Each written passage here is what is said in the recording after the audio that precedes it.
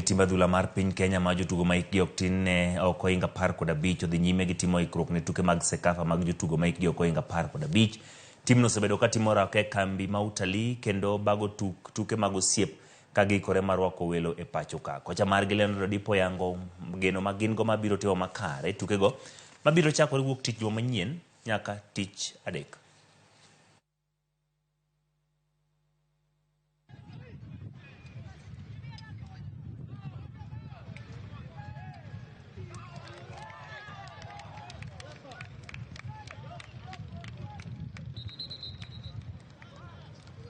Which we are going to host. Then, of course, later on there will be the continental part of it. We have to verify that each of these players are school-going children. That was the first part of identifying the players. Of course, we have to get records from schools, and it was a very hectic exercise. All the documentation are okay, from the school, from the parents, and all that. Right now, we have a squad of 26, who we are going to choose again, a final squad from there.